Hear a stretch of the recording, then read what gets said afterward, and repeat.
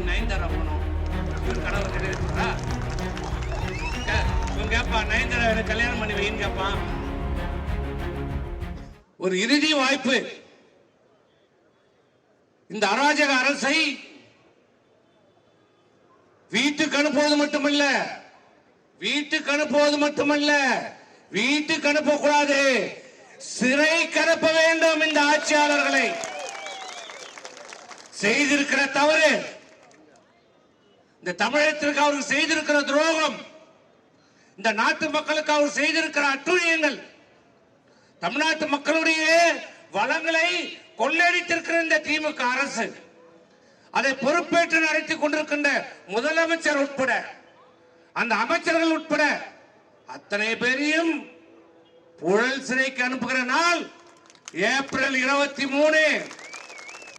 இல்ல இதை கேட்டா உடனே இந்த தமிழ்நாட்டுடைய உள்துறை செயலாளர், முதல்ல அவர் இந்த பிஜேபி காரனுக்கு சொல்லி அந்த உள்துறை செயலாளர் கொஞ்சம் மாற்ற சொல்லுங்க.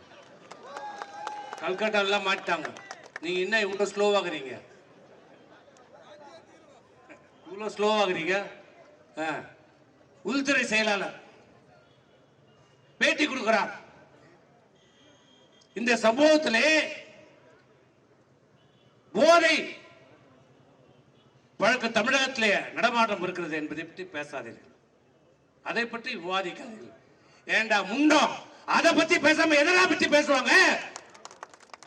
எதனால் கொலை கொள்ளை கற்பழிப்பு நடக்கிறது? கஞ்சா போதை,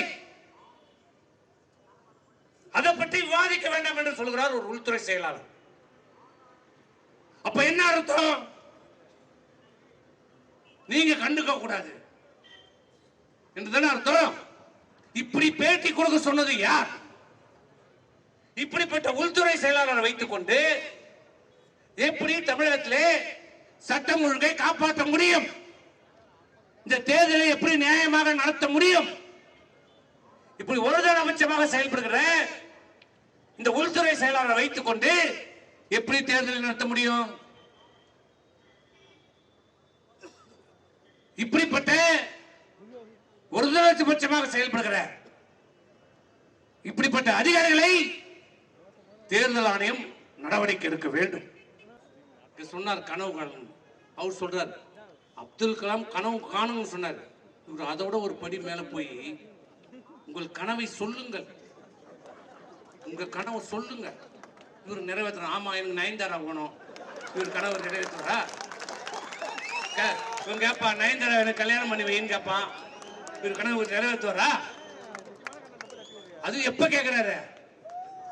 ஆட்சி போயிடுச்சு, ஆட்சி போயிடுச்சு. அப்ப சொல்றாரு உங்க கனவை சொல்லுங்க, நான் நிறைவேற்றுறேன். 5 வருஷம் என்ன பண்ணாருன்னு தெரியல.